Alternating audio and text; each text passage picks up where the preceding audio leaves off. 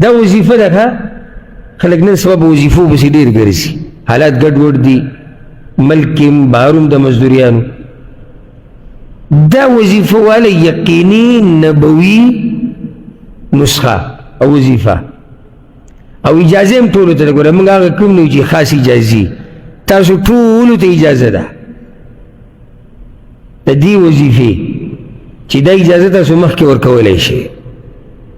حدیث کې دا راځي، ابی بن کعب رضی الله عنه روایت ته امام احمد امام ترمذي راوړی، په توجه سره واوره. ابی بن کعب رضی الله عنه یو پیر راغی، یا رسول الله، اے د الله پیغمبره، انی اکثر الصلاة علیک، زه په تاسو باندې یا رسول الله ډېر درود وایم. فکم اجعل لك من صلاتي ای دعائي، نو زه به د خپل دعا په دوران کې څومره درود په تا ووایم. یعنې تپوس کوي چې زه خو درود ډېر وایم او خوښه مې هم دا دی چې ډېر ووایم، خو چې دعا غواړم په تاسو خو لازم درود وایم، خو څومره وایم؟ هغه ورته ویلي ما شئت، چې څومره یې ویلو وایه.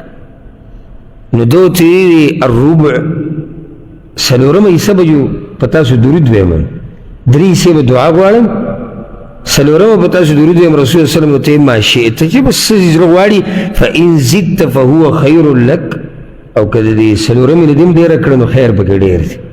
وی ما ورته چې النصف، نیمه به دعا غواړم، خپل حاجتونه به الله ته بیانوم، نیم به په تا درود وایم. وی رسول الله صلی الله علیه وسلم ورته چې ما شئت، به ستا خپله مرضي ده، خو که خبره دې ډېره کړه نو خیر ډېري. وی ما ورته چې فالثلثین، بیا به داسې کار وکړم د الله رسوله چې دعا به درې حصې کړم، نو دوه به په تاسو درود وایم او یوه حصه کې به دعا غواړم، خپل مسله به الله ته خپل حاجتونه وبیانوم. وی راته وی چې ما شئت، ستا خپله مرضي ده، خو فإن زدت فهو خیر لک، که دې د دې نه هم ډېره کړه نو ستا پکې خیر څه. د دې نه بعد خو پکې څه نه و، ده ورته وویل اجعل لك صلاتي كلها،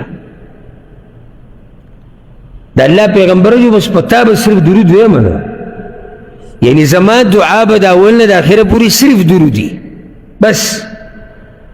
رسول الله صلی الله علیه وسلم ورته ها اذا تکفى همک ویغفر لك ذنبک، نو بیا خو به د هر مصیبت حل شي، هر مسله به د حل شي او هر ګناه به در الله وبخښي چې صرف درود وي. یعنی دا څنګه کېدی شي؟ طریقه څه ده؟ طریقه داسې لکه چې وضاحت ته د ابی بن کعب رضی الله عنه د طریقې، لکه اوس یو سړی دی جومات ته رانوت او اذان وویلی شو، اذان او اقامت منځ کې دعا ښه قبلېږي که نه، او د دې ټیم کې لاس اوچت کړي چې دعا غواړم، او دعا د اول نه د اخره پورې درود دي، اول نه اخره پورې درود دي. هر هم، غم، دړ، تکلیف، مصیبت به ته الله ختم کړي او ګناهونه به ونه وبخښي. اسی دی کې یعنې ما په یو ورځ سوچ کو، د حدیث زما مخې له راغی یو کتاب کې، نو ما په سوچ کو چې لکه الله دې سړي له ولې دا هر غم او مصیبت او دا ختموي د دې سره، نو دا خو ډېرې وجې کېدی شي، لکه دا خو معلومه ده چې یاره په پیغمبر یې درود وي او په پیغمبر باندې الله مین دی، چې الله پې مین دی او ده پې درود وي، الله ورته هر څه ورکړو، دا ټولې خبرې صحیح دي.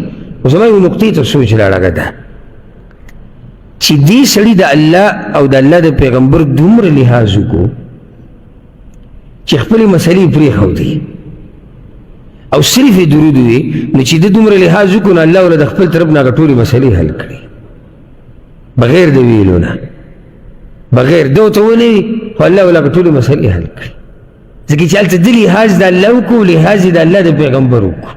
نو الله خو غیرتي ذات دی چې ته یې دومره لحاظ وکړو، دومره یې د هغه د پیغمبر لحاظ وکړو، نو خو هغه هم ستا لحاظ کوي. نو دا فضیلت واوره. بل فضیلت په رسول صلی الله علیه وسلم باندې د درود ویلو، چې کومه دعا کې درود ویلی شي هغه الله قبلوي.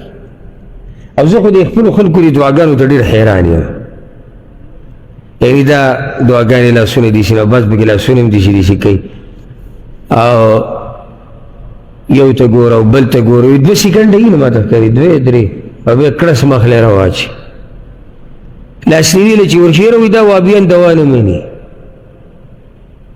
څنګه ته کومه دوا کې لاس مې اوچت،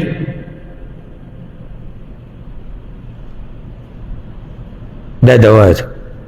دې ته رواج وایي دې ته دعا خو نه وایي که دوا ورته وایي هغه پښتو اصطلاح کې دوا ده خو دعا نه ده دعا چې ستا توجه وي الله ته کم سے کم کوي دلته ګوره چې په کومه دعا کې درود یي هغه الله قبلوي موږ ته پکې دومره ټیم یي نه چې موږ پکې درود وایو ځکه چې هغه ټوله د لس سیکنډو دعا ده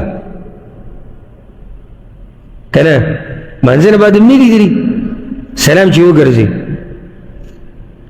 نو اوس په دې کې د درود څه ټیم وي خپل عجزي الله ته څه ټیم بیان کړه د الله حمد پکې څه ټیم وي د الله صفات پکې څه ټیم بیان کړو بس مخلی راواچو